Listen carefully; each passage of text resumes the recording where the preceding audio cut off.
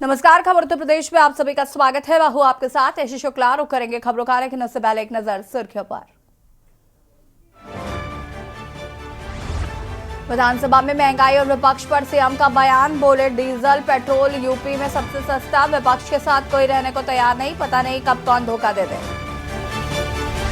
विधानसभा में अखिलेश का सरकार पर हमला, बोली यूपी का बजट चाहे 7 करोड़ का हो या 8 लाख करोड़ का हो, सवाल यही रहेगा कि 90% जनता के लिए उसमें क्या है। आरएडी चीफ जयंत चौधरी पर भड़के सपा नेता राम गोपाल यादव, कहा जो भाग रहे हैं उनका चरित्र भागने वाला है, चुनाव में पता लगेगा कौन बड़ा नेता है। जयंत चौधरी को लेकर डिप्टी सीएम ब्रजेश पाठक का बयान, बोले बीजेपी परिवार में सभी का स्वागत, तो जो बीजेपी की रीति नीतियों में हमारे विचारों के साथ है उनका स्वागत है। सोनभद्र में जमीन विवाद में दबंगों का कहर, आधा दर्जन दबंगों ने महिलाओं और बच्चों को जमकर पीटा, पीड़ित परिवार पुलिस से लगा रहा न्याय की गुहार। बुलंदशहर में स्कूल बस हादसे का शिकार, हादसे में 28 छात्र छात्राएं घायल, 4 छात्रों की टांग की हड्डियां टूटी। आप देख रहे हैं के न्यूज, खबरों का सारथी। उत्तर प्रदेश विधानमंडल का बजट सत्र समाप्त हो गया है। इसके साथ ही विधानसभा की कार्रवाई अनिश्चितकाल के लिए स्थगित कर दी गई है। इस बार राज्य सरकार की तरफ से 7,36,437 करोड़ 71 लाख रुपए का ऐतिहासिक बजट पेश किया गया। बजट पर चर्चा में दोनों सदनों के नेताओं ने अपनी बात रखी। भाजपा और सहयोगी दलों ने बजट को देश की बढ़ती अर्थव्यवस्था में भागीदार बताया है, जबकि विपक्ष इस बजट को आम आदमी के लिए छलावा करार दे रहा है। सीएम योगी ने नेता विरोधी दल अखिलेश यादव पर एक के बाद एक करारे प्रहार किए। इसके लिए उन्होंने रहीम और तुलसीदास जी के दोहों का सहारा लिया। उन्होंने कहा कि जब ये सत्ता में थे तब इनकी अपनी प्राथमिकताएं थी और उन्हीं को लेकर तुलसीदास जी ने कहा है, सकल पदार्थ ऐही जग माही, कर्महीन नर पावत नाही। इन्हीं के लिए कहा गया है। इसी कर्महीनता और अकर्मण्यता के लिए कहा गया है। इनकी प्राथमिकता विकास नहीं था, किसान नहीं था, युवा नहीं था और महिलाएं नहीं थी। और यही नहीं, अगर 16-17 की तुलना में आप देखेंगे तो पिछले 7 वर्ष, लगभग 7 वर्ष के दौरान 3 वर्ष कोरोना जैसी वैश्विक महामारी का सामना करने के बावजूद हमारी सरकार उत्तर प्रदेश की जीएसडीपी को दोगुना करने में सफल रही है। ये हम सब जानते हैं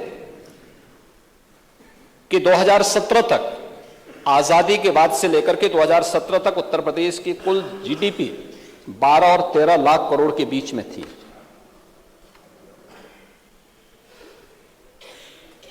यानी 70 वर्ष लगे जितना उत्तर प्रदेश की इकोनॉमी को पहुंचने में, कोरोना जैसी महामारी का सफलतापूर्वक सामना करने के बावजूद मात्र 7 वर्ष में उससे दोगुना करने में हमने उत्तर प्रदेश की जीडीपी को दोगुना करने में सफलता प्राप्त की।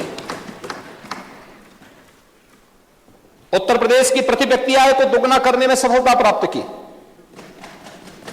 और यही नहीं, जब हम 2017 में थे, आबादी में उत्तर प्रदेश देश का नंबर 1 का राज्य था, लेकिन अर्थव्यवस्था में देश की 6ठी अर्थव्यवस्था के रूप में उत्तर प्रदेश गिना जाता था। और आज जब हम 2024 में आ रहे हैं, 2024-25 के बजट पे चर्चा कर रहे हैं, तब मैं कह सकता हूं कि उत्तर प्रदेश की अर्थव्यवस्था आज के दिन पर देश की नंबर 2 की अर्थव्यवस्था भी बन चुकी है। यूपी विधानसभा के बजट सत्र का आज 8वां दिन था, जो अखिलेश यादव ने सदन में फिर अपनी बात रखी और सरकार पर जमकर हमला बोला। अखिलेश यादव का शायराना अंदाज भी सदन में नजर आया। अखिलेश ने कहा, हुजूरे वाला आज तक खामोश बैठे, इसी गम में महफिल लूट ले गया कोई, जबकि सजाई हमने। अखिलेश यादव ने सदन में प्रभु राम का भी जिक्र किया और कहा कि जब प्रभु राम दिल में बसते हों तो नाम लेने की क्या जरूरत। यूपी के लिए पहचान का संकट अगर कोई पैदा कर रहा है तो वो बीजेपी सरकार कर रही।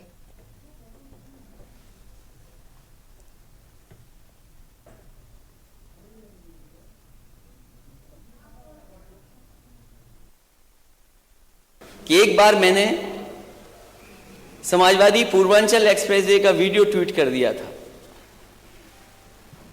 और वीडियो ट्वीट का असर यह हुआ कि नेता सदन के साथ दिल्ली वालों ने शूटिंग की थी, फोटो कौन सी अच्छी आएगी। वो मेरे से बेहतर नेता सदन जानते होंगे। तो ये बात मैं नहीं उठाना चाहता था, लेकिन क्या करूं, ताली बजवानी है। हजूरे आला आज तक खामोश बैठे इसी गम में, हजूरे आला आज तक खामोश बैठे इसी गम में, महफिल लूट ले गया कोई जबकि सजाई हमने।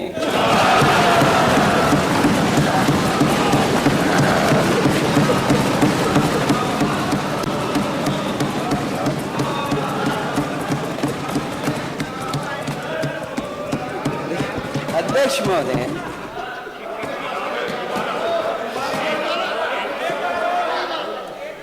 हजूरे आला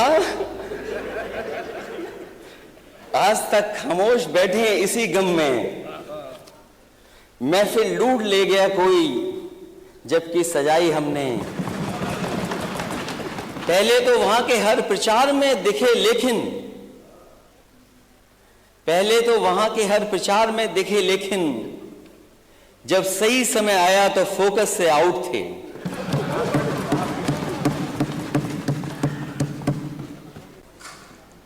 हालांकि ये बात कही गई कि मैंने प्रभु राम का नाम नहीं लिया। जब प्रभु राम दिल में ही बसते हों तो फिर नाम लेने की जरूरत क्या है?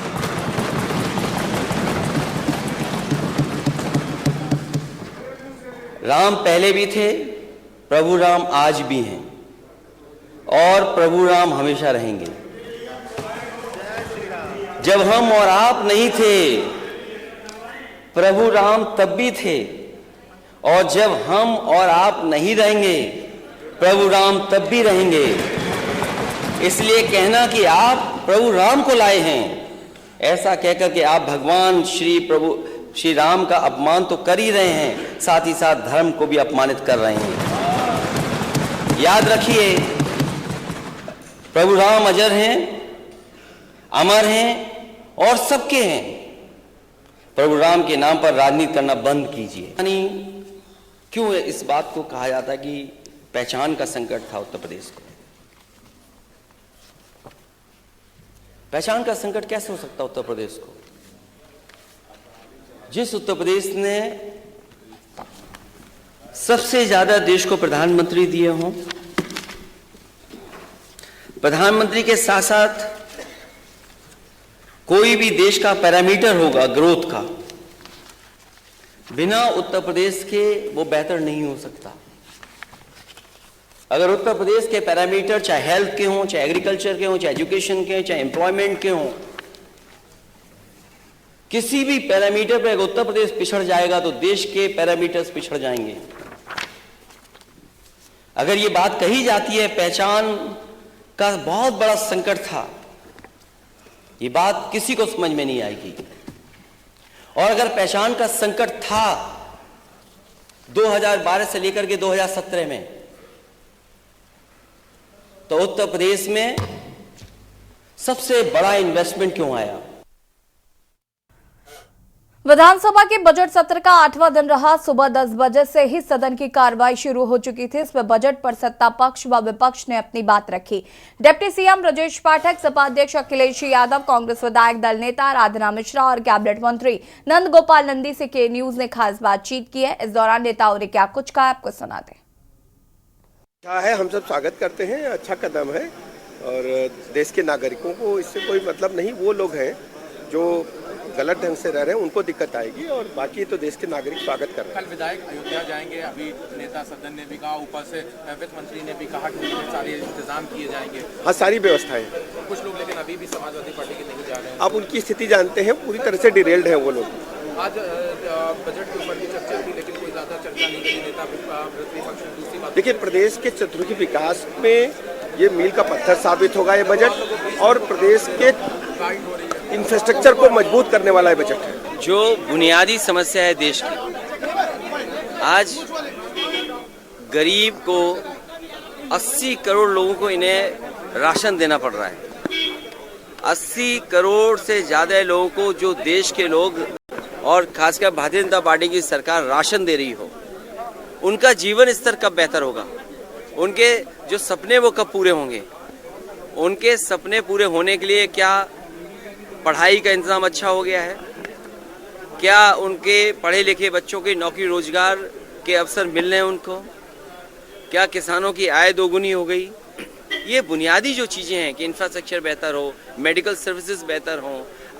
मैं इस सदन में सुन रहा था, बीजेपी की सरकारें ये कहती है कि दुनिया में 5वीं अर्थव्यवस्था बन गए हैं।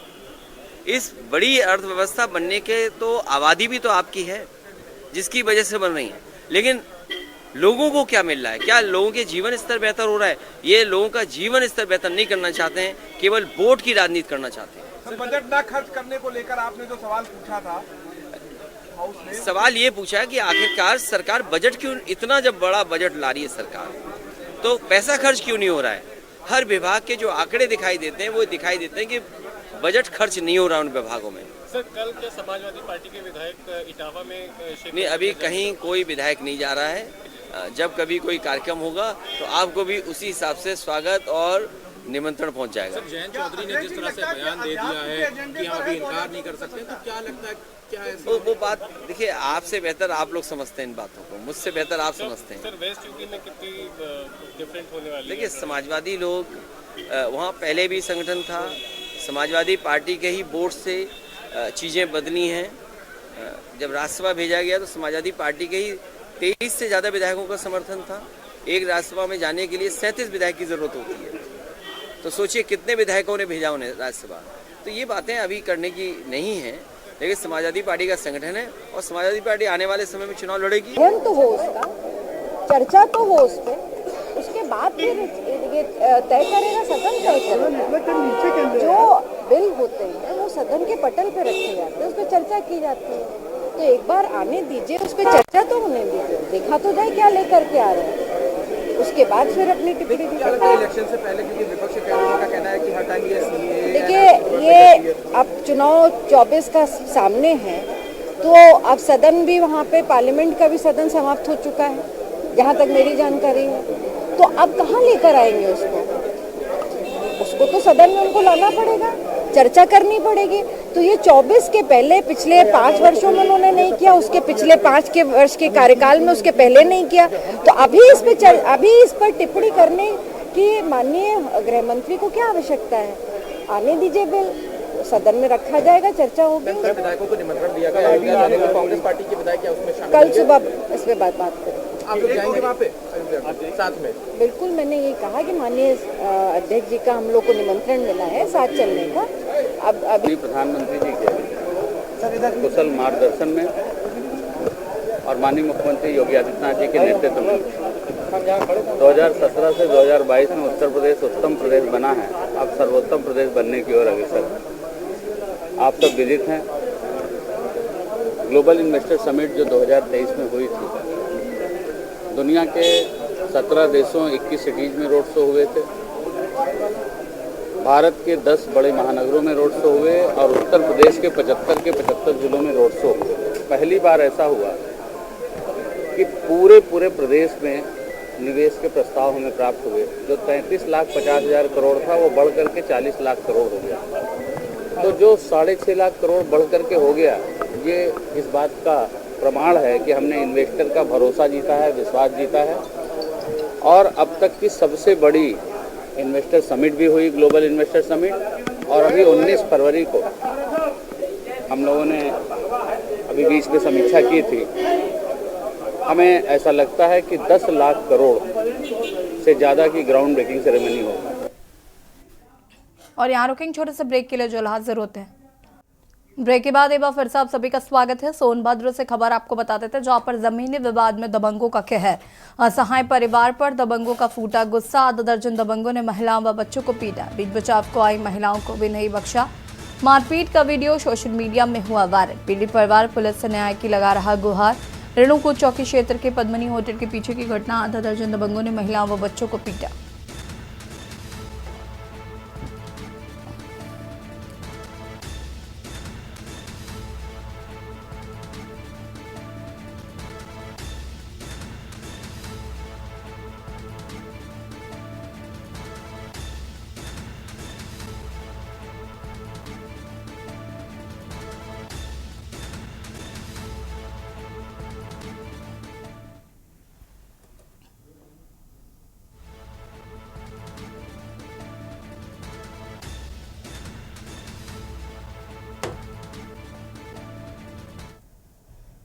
सोनभद्र से खबर जहां पर मिट्टी में धंसने से हुआ बड़ा हादसा, 3 लोगों की हुई मौत, 2 महिलाओं समेत एक व्यक्ति की दबने से हुई मौत। सूचना पर मौके पर पहुंची पुलिस राहत बचाव कार्य में जुटी। आनपारा थाना क्षेत्र के बड़े हनुमान मंदिर क्षेत्र की घटना बताई जा रही।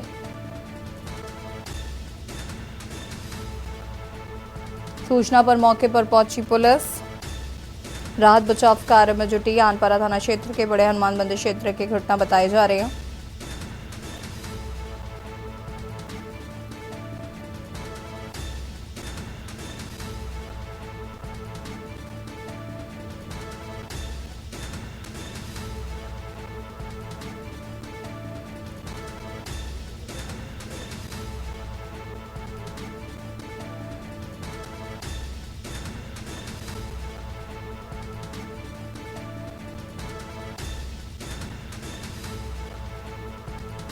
दो महिलाओं समेत एक व्यक्ति के दबने से हुई मौत।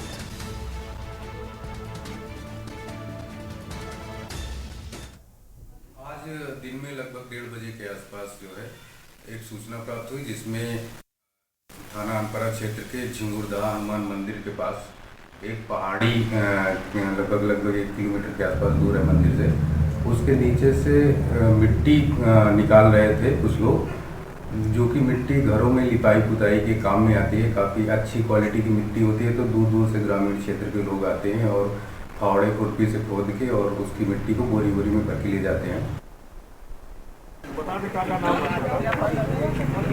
और इसी खबर पर ज्यादा जानकारी के लिए संवाददाता अरविंद दुबे हमारे साथ जुड़ चुके हैं। अरविंद, क्या कुछ जानकारी है इस पूरी घटना को लेकर? जी, आपको बता दें कि सोनभद्र जनपद के सीमावर्ती थाना अनपरा थाना क्षेत्र का मामला है। ये ओबरा थाना क्षेत्र के निवासी बताए गए हैं जो मृतक हैं। 3 लोगों की मौत हो गई है, जिसमें 2 महिलाएं और एक व्यक्ति पुरुष शामिल है। बता दें कि सोनभद्र जनपद अति पिछड़ा जिला होने के नाते यहाँ की एक और खासियत यह भी है कि सोनभद्र जनपद में कई जगह ऐसे स्थान है जहाँ की मिट्टी घर की पुताई करते समय विशेषकर लोअर क्लास के लोग जो होते हैं वो अपने उस मिट्टी को उपयोग कर लेते हैं, क्योंकि फ्री ऑफ कास्ट होती है, लोग ले जाते हैं निकाल करके।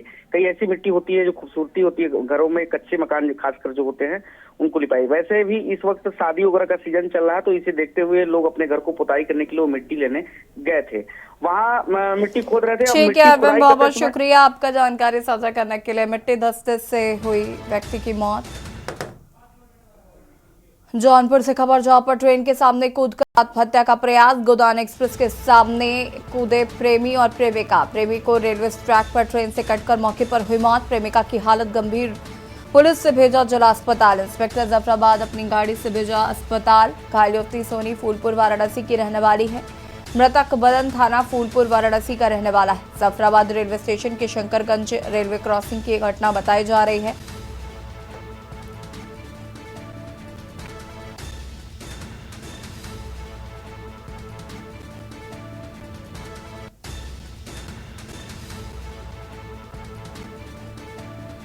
सोनी को गाड़ी से अस्पताल पहुंचाया गया है। बुलंदशहर से खबर, जहां पर स्कूल बस हादसे में 10 छात्र छात्राएं घायल। हादसे में 4 छात्रों की टांग की हड्डियां टूटी। घायल छात्रों का अस्पताल में चल रहा है उपचार। स्कूल बस में सवार थे 28 छात्र छात्राएं। ट्रक ड्राइवर को पुलिस ने हिरासत में लिया। हादसा कोहरे में ओवरटेक की वजह से हुआ। अलीगढ़ मार्ग पर जलौली गांव के पास हुआ हादसा। घायल छात्रों का अस्पताल में चल रहा है उपचार। ट्रक ड्राइवर को पुलिस ने हिरासत में लिया।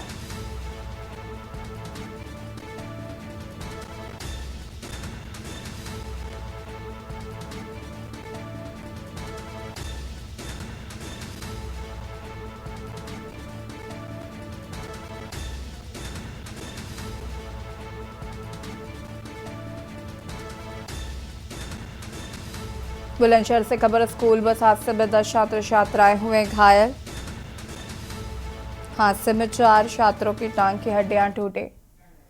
खबर कानपुर से, जहां पर यातायात सुरक्षा माह के चलते शहर के चौराहों पर तैनात यातायात पुलिसकर्मी इन दिनों स्पीकर और बैनर लिए दिखाई पड़ रहे हैं। शासन की तरफ से आए निर्देशों के पालन के क्रम में आरटीओ प्रशासन व यातायात पुलिस पूरे जी जान से सड़क नियमों और दुर्घटनाओं को कम करने का प्रयास कर रहे हैं। पुलिसकर्मियों द्वारा लिए हुए बैनर में लिखा है कि मैंने देखा है अपनों को रोते हुए, अधिक रफ्तार से अपनों को खोते हुए, मेरे मुन्ने भूल न जाना, हेलमेट तुम जरूर लगाना आदि स्लोगन ने लोगों को रुकने और जागरूक होने पर मजबूर कर दिया।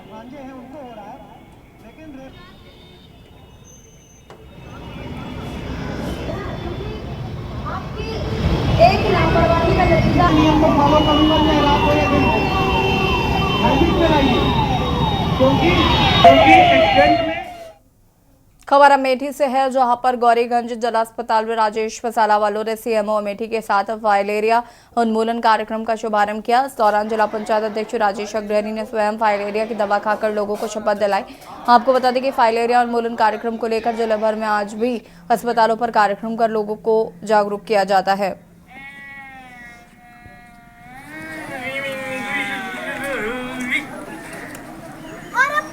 के अंत में जिसकी सुरक्षा करना आपकी और हमारी।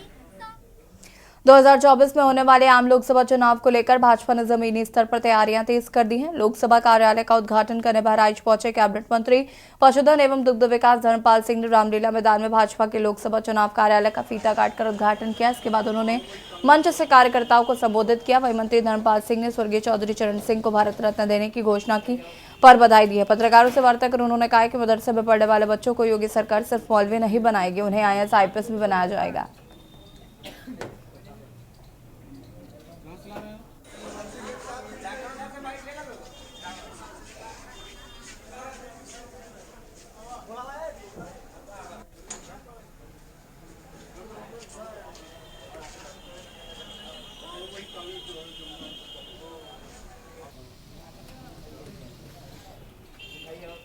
खबर कानपुर से, जहां उत्तर प्रदेश सरकार के राज्य मंत्री दानिश आजाद मीडिया के सवालों में घिरे दिखे। दरअसल कानपुर के जजमू डिफेंस कॉलोनी के निवासी आरिश खान के निमंत्रण पर राज्य मंत्री और भाजपा अल्पसंख्यक मोर्चा के प्रदेश अध्यक्ष एक निजी कार्यक्रम में पहुंचे थे। वहीं जब मीडिया से उनसे तौकीर रजा के बारे में प्रश्न पूछे तो कुछ प्रश्नों के उन्होंने उत्तर दिए और कुछ प्रश्नों में शांत हो गए। मीडिया से बातचीत करते हुए राज्य मंत्री ने कहा कि मुस्लिम समाज के सभी वर्ग के लोग, खासतौर पर पसमानदा मुसलमान, लोकसभा चुनाव में पूरी तरह से नरेंद्र मोदी के समर्थन में है।